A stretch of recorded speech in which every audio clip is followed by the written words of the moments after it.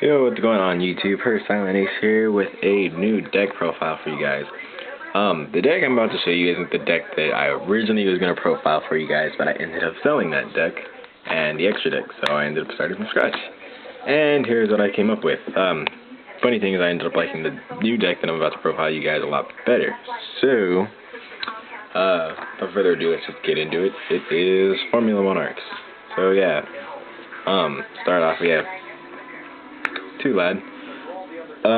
Pretty much the boss monster of the deck. I mean, I guess you can look at it as the monarchs are the bosses of the deck, but lad is essentially the final monster you want to kind of end game with, or if you have to, because you never really want to throw out lad early game because it kind of shuts down your opponent's options, but it shuts down yours a lot worse. So you can't really do much with him.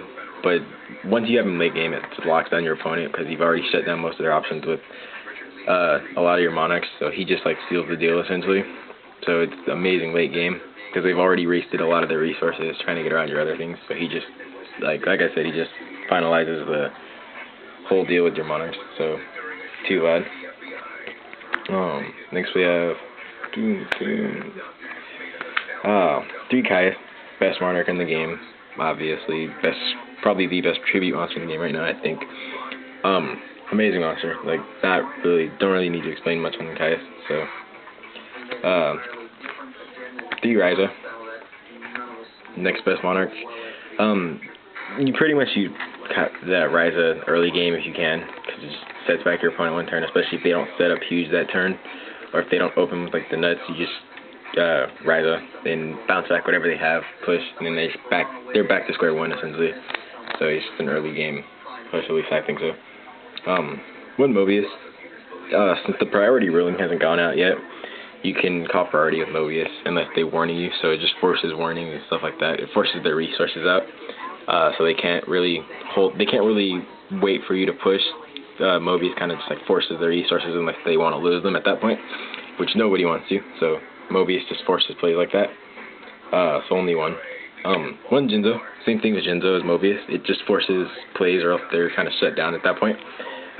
Like if they don't open with warnings or anything like that, or even if they don't run warnings, which most decks should be, I guess you could say.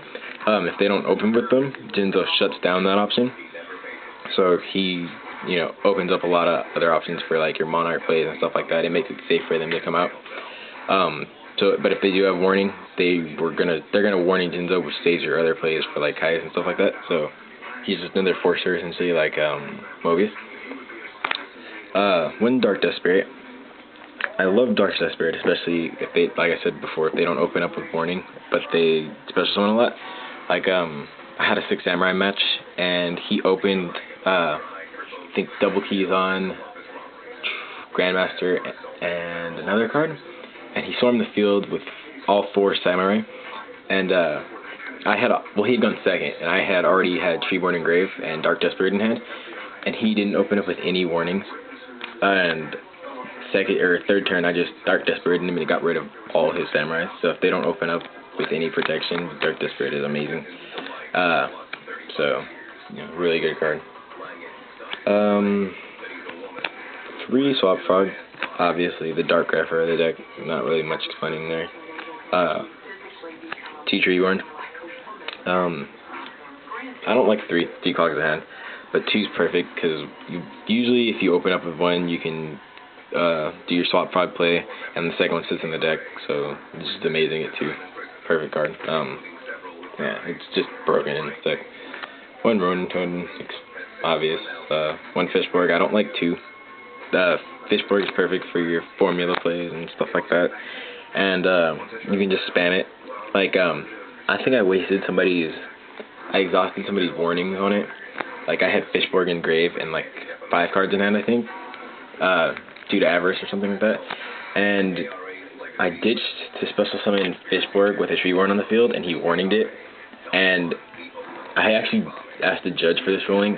As long as you have the condition to bring back Fishborg, a card to ditch and then a level 3 or lower water on field, you can constantly do it. So he warninged the fish for the first time, and I just ditched another card to bring it back anyways. So he lost 2,000, and I still got the play for my Formula Synchron. So it was just ridiculously broken, stupid. Thief Vader. If anybody has another ulti, let me know.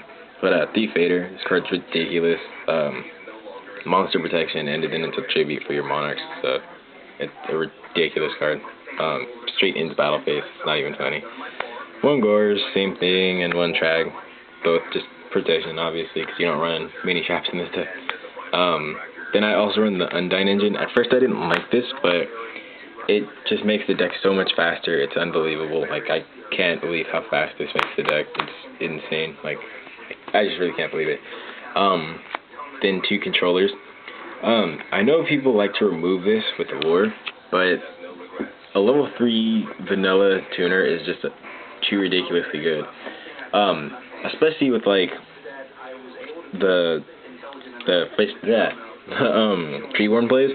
When Treeborn comes back, you can enemy controller standby phase, take their monster, Treeborn comes back. So if they have a level 4, you have your Treeborn, and then if you still have this in hand from Undyne, you can normal summon this, so this plus your Treeborn level 4 plus their level 4 is an instant level 8 that you pretty much paid nothing for, you just enemy controllered. So it gives too much advantage. It's ridiculous. Like, enemy controller, or Gen X controller is amazing. It's too good. 1 Glow Up Bulb, same reason. Such a good card. And 1 Sangan for the Searcher. That is the monster lineup. And for spells, we have the Econ. This card's too good. Standby phase with Treeborn, and just for protection, like, it's too good to take monsters, and you still get your Treeborn back. So, win 1 for 1 to search out and ditch stuff. Same with Foolish to ditch, and then 1 Pot of Rice to replenish hand, and so you're not out of resources through your deck. Stable and stable. No questions there. Only 1 MST. I slide the second one in, but I only had room for the 1. And it's good to just clear out things that you might question or back rows that you're not too sure about. Tree Nade for your big pushes. 1 Allure just in case. I mean, like I said, I never really allure the Gen X controllers. I'd rather use them for big synchro, or, you know. But if it's a really horrible hand, then you're kind of forced to use it. But, yeah, you know, it's there. And then, 1 Treacherous Trap Hole. I had gone back and forth in this. On my first build, I took this out, and the second build, I put it back in, and this is the third one. So I just really, there's too many scenarios where you would need this. Downside is it's forced to do 2 monsters. So if you shouldn't activate this if your opponent only has 1 and you have 1, because then both of them are gone. It has to destroy 2. But if they're gonna, you know, it's amazing in 6Ms. If they go Kaigeki and Kaigemusha, Treacherous Trap Hole takes out both of them, so you don't even have to worry about it.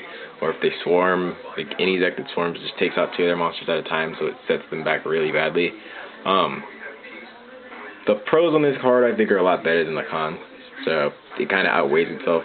The deck is 41 cards. I mean, I don't know. I haven't really needed to side it out yet, but I've sided out Treacherous maybe like once or twice. But in my opinion, it's too good not to main deck, especially for 1. Like, you're not really losing anything at that point. So it's too good of a card not to run in a deck like this, I think. Let's go on to the extra deck. My extra deck needs a lot of help because, like I told you guys, I sold the first deck I was going to profile for you guys, so I need a lot of extra stuff for this. Hit me up with offers if you guys have any. I'll be willing to pay for it. To check out the last trade binder I have if you guys see anything you wanted. But extra deck is obvious. 3 Formula, basic Formula Monarch. Double Stardust. Double Shooting Star. 1 Darkened, Colossal, Red Dragon, Gaia Knight, Magical Android, and 1 Chimera Tech. I still need a Bryonic Catastor and a Scrap Dragon. I'm kind of looking for Trishula, but I'm probably going to wait on that. That's just an option. But main mons are Bionic Cataster and Scrap Dragon. So if you guys have any of those, let me know. That was the profile for you guys. Probably clean this up a little bit. But yeah, tell me what you guys think. Rate, comment, subscribe in the bar below. Alright, YouTube, that's it. Peace.